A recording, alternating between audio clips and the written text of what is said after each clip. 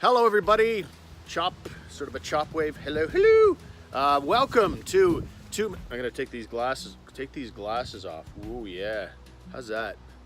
Hey, everybody. Welcome to 2 Minute Warning. Yeah, I'm gonna put those down for a sec. I'm wearing my old coaching jacket. Shout out to the Nepean Girls Hockey Association. The issue is, it's the first week of June. I should not be wearing my hockey coaching jacket, but here we are. As someone suggested to me on Twitter, I think the city of Ottawa has moved to Hudson Bay. Yikes. I want to talk a little bit today about Erik Karlsson. And the news of the day is that, I think it was Donnie Brennan in the Sun that talked about sources that say that the Erik Karlsson camp is interested in returning to the city of Ottawa this summer and re-signing with the Senators, which was a bit of a shock to wake up to. I would certainly say from Karlsson's perspective, one could find reasons why he may be interested. His wife Melinda is from here, and maybe a return to her family and friends is something she wants after a season away in California. Maybe that the rumored rift between Karlsson and Eugene Melnyk, maybe there really wasn't much to that. And this is the only city that he's ever called home through his whole adult life, with the exception of the past year. So maybe he misses it as well and sees a way that he can come in here and be a mentor to this team, and within a couple of years maybe help them get back on track as a consistent playoff team. So I can see some reasons why he might want to return to Ottawa, or at least put it on his wish list with teams like the New York Rangers, the Tampa Bay Lightning, and even the Montreal Canadiens, again being close to family.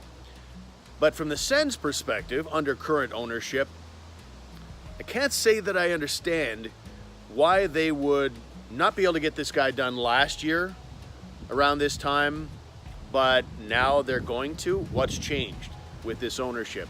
Does anybody believe that they're suddenly going to sign guys to 8-year contracts north of $10 million when they let so many guys go in the way of trades and such last year? Like, what would have changed? The other part of it is the hockey factor.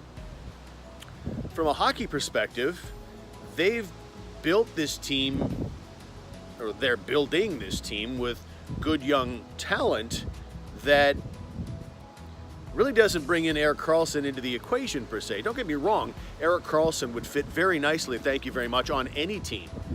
But they've already kind of moved on by bringing in ingredients in this sort of Stanley Cup batter that would suggest they have no plans for Erik Karlsson. Erik Brandstrom was brought in from Vegas for Mark Stone. Like, he was the key piece of that thing. He's going to be a great puck-moving defenseman. They've got Thomas Chabot, a great puck-moving defenseman, and I believe Christian Wolanin will be that as well.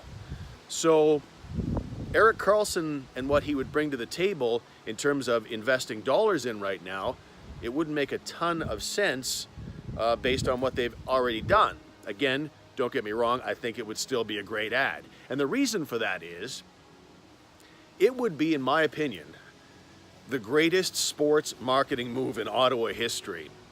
Is there anything more fractured right now than the relationship between Ottawa owner Eugene Melnyk and the fan base, his customers?